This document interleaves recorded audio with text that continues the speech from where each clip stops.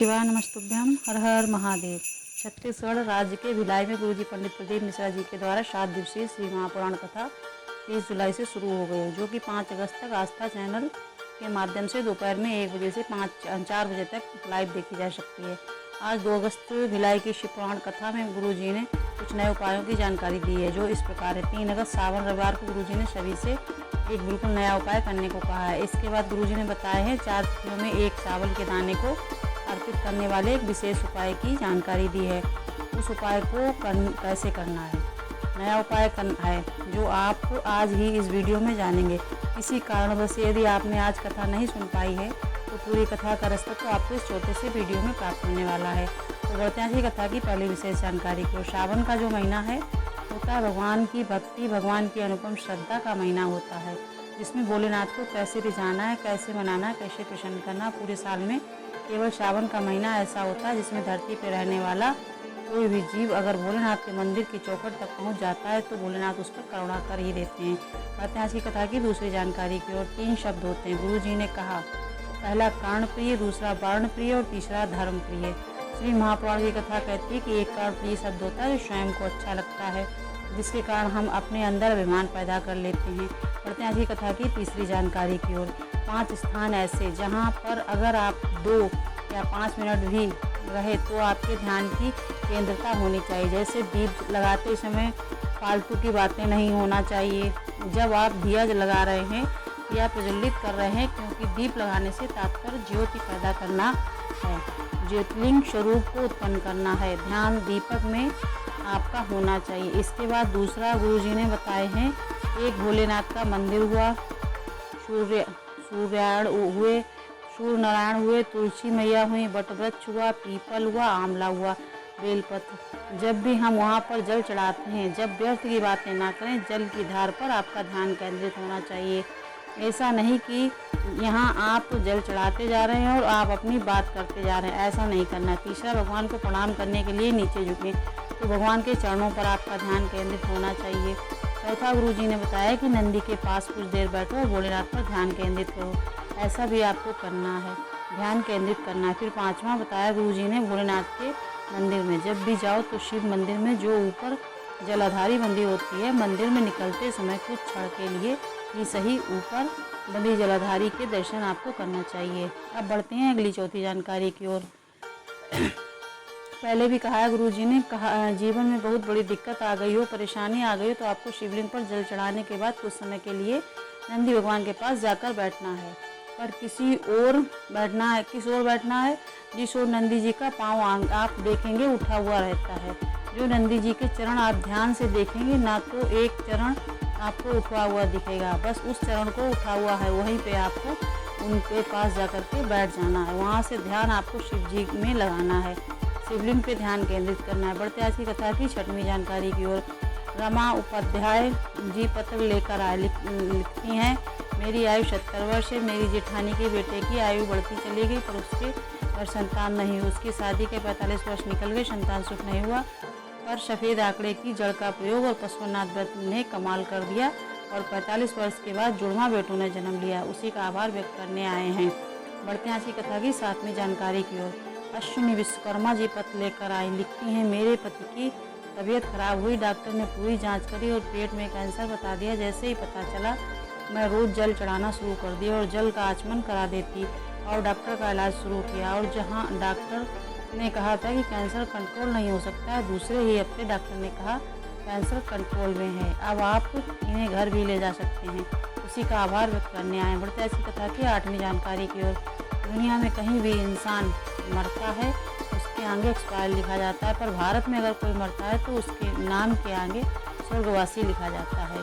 बढ़ते ऐसी कथा की 9वीं जानकारी पर। गुरु जी ने कहा, श्री महापुराण की कथा कहती है, 7 रूप में श्री प्रत्येक नारी के अंदर निवास करते हैं। पहला, नारी की जगत कीर्ति जो मिलती है, अच्छा खाना बनाया, अच्छा काम किया तो उसके अंदर शिव भगवान विराजमान है। दूसरा, गुरु जी ने कहा, सौंदर्यता के रूप में शिव का वास होता है। आप 50 साल के व्यक्ति को देख लो और 50 वर्ष की महिला को देख लो, आपको अंतर समझ आ जाएगा। तीसरा, वाणी की मधुरता, जो नारी होती है उसकी वाणी में मधुरता होती है, शिव रूप अपने विराजमान होता है। चौथा, समय की स्मृति, हर समय का ध्यान रहता है। बच्चों का खाना खिलाना, पति को भोजन देना, हर एक व्यक्ति का घर का वह ख्याल रखती है। इसके बाद गुरुजी ने बताया 5वां है धारण शक्ति और 6वां है धैर्य। उसके अंदर बहुत ही धैर्य होता है। में कोई समस्या आ गई, पति को टेंशन हो गई तो धैर्य बांधती है कि अरे कुछ नहीं है, समय निकल जाएगा, आगे फिर ठीक अच्छा होगा। इस तरीके से वो धैर्य बांधने का भी काम करती है। और आखिरी बताया गुरुजी ने क्षमा की मूर्ति होती है। वह इंसान स्वरूप है, रूप में शिव नारी के अंदर वास करते हैं। अब बढ़ते हैं अगली 10वीं जानकारी की ओर। राखी साहू जी पत्र लेकर आई, लिखती हैं मैं 36 साल की हूँ। बचपन से अपने बड़े पापा को दारू के नशे में ही देखती आई हूँ। आपने एक बार कथा में बताया था 21 लौंग, 21 काली मिर्च, 21 नीम की छोटी गांठ, यह उपाय आपने पहले बताए थे। ये उपाय मैंने अपनी ताई जी से करने को कहा और आज 4 साल हो गए, आज तक मेरे ताऊ जी ने दारू नहीं पी, दारू को हाथ तक नहीं लगाया। उसी का आभार व्यक्त करने आए हैं। अब बढ़ते हैं इसी कथा की 11वीं जानकारी की ओर। निशा जी पत्र लेकर आई, लिखती हैं मेरी शादी को 8 वर्ष हो गए थे, संतान सुख नहीं था। मैंने सोनोग्राफी कराई, गांठ बता दी गई, डॉक्टर का इलाज चलता रहा और मैंने कथा पंडाल में बैठकर कथा सुनी, कांवड़ भी चढ़ाई और पशुपतिनाथ व्रत भी किया। 8 वर्ष के बाद संतान का सुख हुआ, उसी का आभार व्यक्त करने आए हैं। बढ़ते हैं इसी कथा की 12वीं जानकारी की ओर। प्रखर जी पत्र लेकर आए, लिखते हैं सीए फाइनल का पेपर 2 बार दिया जिसमें मैं फेल हो गया था और मेरी माँ ने 4 गुना अधिक मेहनत करने को कहा और एग्जाम के पहले बेलपत्र बीच वाली पत्ती में शहद लगाकर उसे शिवलिंग पर चिपकाने को कहा। मैंने वह उपाय किया और खूब मेहनत की और सीए पास हो गया, उसी का आभार व्यक्त करने आए हैं। बढ़ते हैं इसी कथा की 13वीं जानकारी की ओर।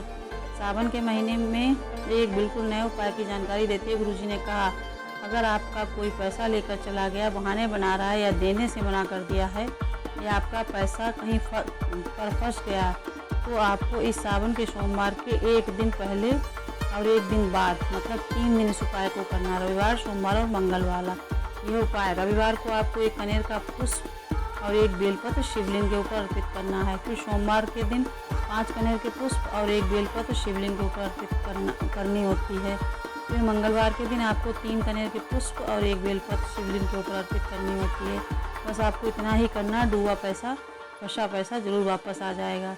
व्यक्ति आपको खुद फ़ोन लगाकर कहेगा कि घर पर पैसा है, आपको आकर ला कर देंगे। इस तरीके से उपाय किया जाता है। 1, 3, 5 इस तरीके से आपको याद रखना है क्योंकि बेलपत्र आपको हर दिन चढ़ानी है, मतलब तीनों दिन चढ़ानी है। बस कनेर के पुष्प की जो क्वांटिटी है, संख्या है, वह अलग अलग दिन अलग अलग रहेगी। पहले मतलब रविवार के दिन आपको 1 कनेर का पुष्प 1 बेलपत्र, सोमवार के दिन 5 कनेर के पुष्प 1 बेलपत्र, मंगलवार के दिन 3 कनेर के पुष्प 1 बेलपत्र। इस तरीके से 1, 5, 3 करके आप याद रखिएगा। अब बढ़ते हैं अगली 14वीं जानकारी की ओर। विशेष जानकारी देते हुए गुरुजी ने बताया कि आज की कथा की विशेष जानकारी जो आज कथा में गुरुजी ने बताया, अष्टमी का दिन हुआ, प्रदोष का दिन हुआ, शिवरात्रि हुई और सोमवार का दिन हुआ।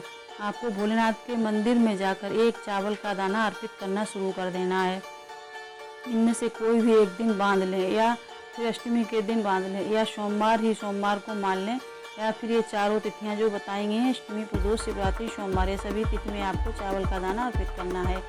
1 चावल का दाना, सिर्फ बस चावल का दाना पूर्ण होना चाहिए। आप अर्पित करके देखिएगा, आपको पता चलेगा आपके जीवन में क्या बदलाव आए हैं। क्योंकि जो चावल का दाना वो सफ़ेद है, श्वेत है, चंद्र का स्वरूप है। गुरुजी ने कहा जो कि शिव धारण करते हैं।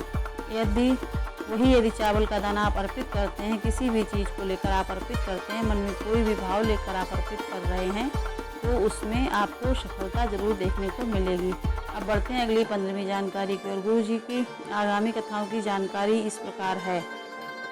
सबसे पहले तो 6 अगस्त को प्रदोष का दिन है। इसमें आपको 1 चावल का दाना तो शिवलिंग पे अर्पित करना ही है, जैसा कि अभी हमने बताया। और 6 अगस्त प्रदोष के दिन सीहोर में कांवड़ यात्रा होगी। सुबह 9 बजे से सीमा नदी से तट से प्रारंभ होगी और कुबेश्वर धाम जाएगी। तो यदि आप कांवड़ यात्रा में शामिल होना चाहते हैं तो आपको कांवड़ का सामान और पीला वस्त्र पहनकर आपको कांवड़ यात्रा में शामिल होना है। फिर तेलंगाना हैदराबाद में गुरुजी की श्री महापुराण कथा होने जा रही, जो कि 13 अगस्त से 17 अगस्त तक ये कथा होगी। ब्रज गोपाल जी के द्वारा हो रही है। शमशाह बाद हैदराबाद में ये कथा रहेगी। फिर 1 सितंबर से 7 सितंबर श्रीमद् भागवत कथा, जो कि हर साल की तरह इस साल भी गुरुजी अग्रवाल धर्मशाला में कथा करते हैं, जिसका समय दोपहर 2 से 5 बजे तक रखा गया है, जो कि टीवी या यूट्यूब पर नहीं आएगी। फिर एक कथा श्रीलंका में भी होने जा रही है, जो कि 4 नवंबर से 8 नवंबर तक होगी। आज के इन उपायों से जुड़े मन में अगर कोई सवाल हो, कोई क्वेश्चन हो, कोई कमेंट हो तो आप पूछ सकते हैं। और नहीं, अगर आपको हमारा ये पसंद आया हो तो आप श्री शिवाय नमस्तुभ्यम या हर हर महादेव लिख सकते हैं। फ्रेंड्स, अब आ रही है हरतालिका तीज। हरतालिका तीज आ रही है, गणेश चतुर्थी आ रही है। गणेश चतुर्थी में गणेश जी लाए जाते हैं और बिठाए जाते हैं। तो कैसे उनको लाया जाए, कैसे बिठाया जाए, या उसके अलावा जैसे आपकी कोई बहुत ही बड़ी मनोकामना है, नहीं पूर्ण हो रही है, मतलब ये हमारा एक्सपेरिमेंट किया हुआ है कि जितनी बार हमने किया है, भोले बाबा ने और गणपति बप्पा ने हमारी ज़रूर सुनी है, इसलिए हम आपको बता रहे हैं। और हमारी सुन के जितने भी हमारे सगे संबंधियों ने मतलब हमने बताया, उनने किया, तो सबकी मनोकामना पूर्ण हुई। तो आप हमें कमेंट बॉक्स में कमेंट लिख के पूछिए, तो हम आपको बताएंगे। पूरा 1 साल व्रत रहा जाता है, गणेश चतुर्थी से शुरू किया जाएगा और हर महीने की चतुर्थी में ही रहा जाएगा। गणेश चतुर्थी पड़ेगा, फिर करवा चौथ वाला पड़ेगा, ऐसे पूरी साल रहा जाता है।